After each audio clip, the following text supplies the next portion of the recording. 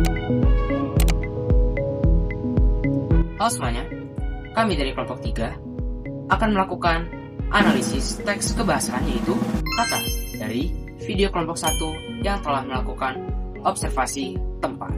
Tapi sebelum itu, izinkan kami untuk memperkenalkan diri kami. Nama saya Fatih Rizky Utama dari absen 13. Halo semuanya, nama saya Gamal Alben Aprilian, saya dari absen 15. Halo semuanya, perkenalkan aku Bilqis Nabil Hanifah dari absen 5. Halo semuanya, perkenalkan nama aku Tarita Nesa Sarip dari absen 34. Halo semuanya, perkenalkan nama aku Samadina, aku dari absen 31. Perkenalkan nama saya Renata Gaudra Putra. Oke, sebelum kita masuk ke dalam analisis teks kebahasaannya, sebelumnya kita perlu tahu apa sih itu kata, pengertian kata apa sih. Nah, jadi kata adalah satuan bahasa terkecil yang memiliki makna dan dapat berdiri sendiri.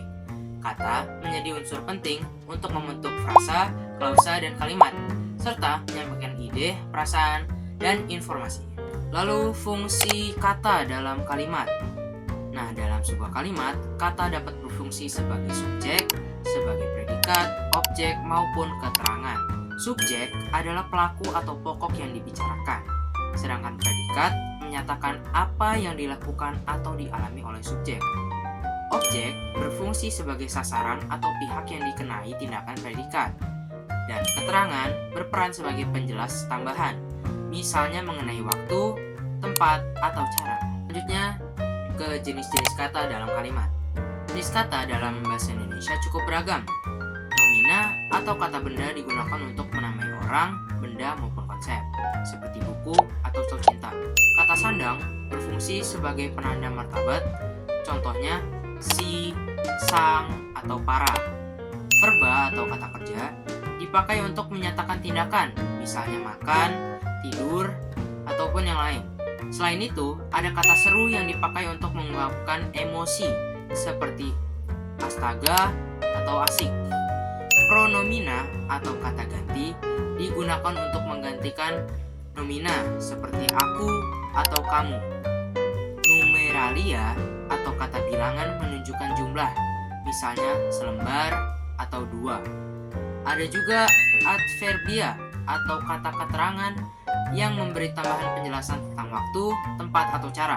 Terakhir, terdapat kata penghubung yang berfungsi mengaitkan unsur bahasa, misalnya dan, bila, atau ketika.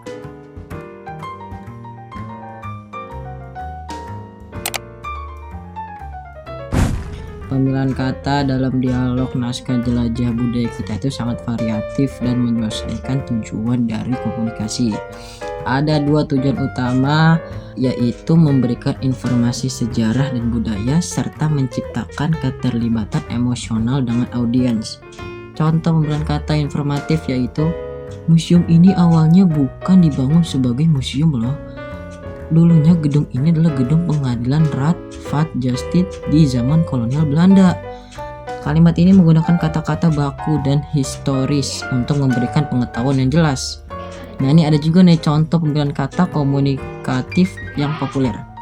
Aku super duper excited karena kita bakal ekspor ke sebuah museum yang gak cuma punya koleksi seni rupa yang keren, tapi juga menyimpan banyak cerita. Kalimat ini menggunakan kata ekspresif dan gaul seperti super duper excited dan sangat keren untuk menciptakan keakraban dengan audiens anak-anak muda. Dari sini terlihat bahwa pemilihan kata bersifat hybrid, formal untuk pengetahuan, non formal itu untuk kedekatan emosional.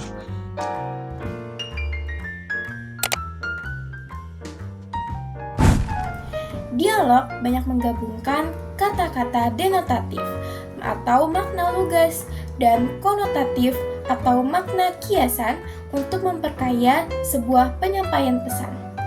Denotatif, kata-kata ini digunakan ketika menjelaskan fakta sejarah atau benda yang nyata. Contoh, gedung ini adalah gedung pengadilan Raad Vaat Justice di zaman kolonial Belanda. Kata gedung, pengadilan, dan kolonial bermakna jelas sesuai kamus. Konotatif, 8 kata-kata konotatif dipakai untuk memberikan kesan imajinatif, emosional, dan persuasif. Contoh, setiap lukisan itu kayak jendela ajaib yang membuka wawasan kita ke masa lalu. Jendela ajaib bukan makna sebenarnya, tapi kiasan untuk memperindah bahasa. Penggunaan kata baku dan kata tidak baku harus seimbang agar informasi tetap ilmiah, namun penyampaiannya terasa jauh lebih santai. Kata baku digunakan ketika kita menjelaskan sebuah fakta, sejarah, ataupun istilah seni. Contohnya, arsitektur, koleksi, transformasi, kontemporer, peradaban, dan internasional. Ini memberikan sebuah kesan yang formal, ilmiah, dan juga valid. Selanjutnya, ada kata tidak baku atau biasa dikenal kata gaul. Digunakan dalam bagian interaksi langsung agar penonton merasa lebih dekat dengan kita. Contoh perkataannya ada gak cuma, asik, keren, super duper excited. Kombinasi ini menghasilkan sebuah gaya bahasa yang edukatif tapi tetap santai. Karena topiknya seni dan budaya, maka banyak sekali kata serapan yang berasal dari bahasa Inggris, Latin maupun Belanda. Apa aja sih contohnya bahasa Inggris? Contohnya seperti explore, insight, aesthetic, program, let's go. Kata-kata ini digunakan untuk menarik perhatian generasi muda karena mereka yang terbiasa dengan kosakata bilingual. Dialog penuh dengan kata-kata yang berfungsi membangkitkan perasaan audiens agar lebih tertarik dan bangga dengan budaya Indonesia. Contohnya, luar biasa, keren, indah, ekspresif, unik banget. Penggunaan kata emosional menjadikan narasi tidak hanya memberitahu, tetapi juga menggugah rasa kagum dan bangga. Secara menyeluruh, gaya bahasa dalam dialog ini bersifat campuran. Yang pertama ada informatif, memberikan pengetahuan sejarah dan seni dengan kata baku dan denotatif. Lalu yang kedua ada persuasif, menggunakan kata ajakan seperti ayo, yuk, jangan sampai ketinggalan, dan sempetin deh. Lalu yang ketiga ada ekspresif dan emosional, memakai ungkapan seperti wow, keren banget, saksi bisu sejarah, jendela ajaib. Dan yang keempat ada gaul dan modern, memakai kata tidak baku serta serapan bahasa Inggris untuk kedekatan dengan audiens muda.